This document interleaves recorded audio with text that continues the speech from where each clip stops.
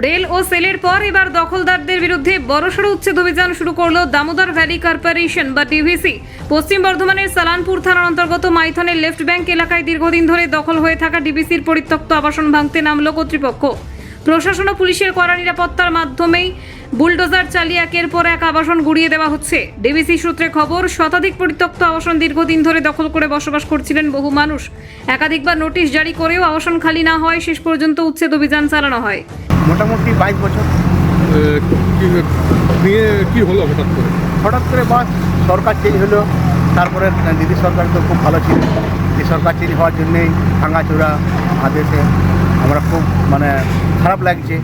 এখানে high school ছিল, স্কুলের বাচ্চারা এখন ওই ফাঁকা অন্ধকার, লাইন জল সব বন্ধ, আর কোয়ার্টার সব ভেঙে শেষ করে দিয়েছে। ডিভিসির ডিজিএম সুখময় নায়ক জানিয়েছেন, দখলমুক্ত হওয়া জমিতে ভবিষ্যতে শিশুদের জন্য পার্ক, আধুনিক খেলার মাঠ এবং অন্যান্য জনকল্যাণমূলক পরিকাঠামো গড়ে তোলার পরিকল্পনা রয়েছে। যদিও চূড়ান্ত সিদ্ধান্ত নেবে ডিভিসির উচ্চপদস্থ কর্তৃপক্ষ।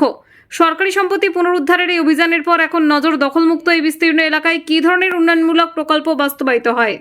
ব্যবস্থা হচ্ছে যে এখানে এই মাইথন লেফট ব্যাংক এরিয়াতে আমাদের টোটাল 100 কোয়ার্টার আনথরাইজ ছিল।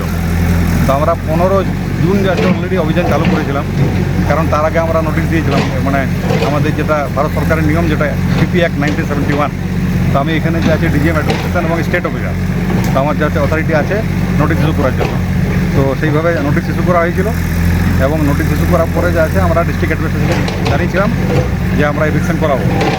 তখন 15 জুনে ডেট দেওয়া হয়েছিল, তো তখন আমরা শুরু করেছিলাম। তো সেই সময় যে আছে মাননীয় আমাদের বিধায়ক যিনি আছে, আমাদের যিনি এমএলএ সাহেব অরিজিৎ রায় সাহেব, উনি স্পটে এসে আমাকে রিকোয়েস্ট করলেন যে আরও 1 মাস টাইম দিয়ে দেন ওরাকে। তো আমরা সেইভাবে যে আছে আর 1 মাস টাইম দিয়েছিলাম। তো সেটা 1 মাস, যেটা 15 জুলাইয়ে শেষ হয়।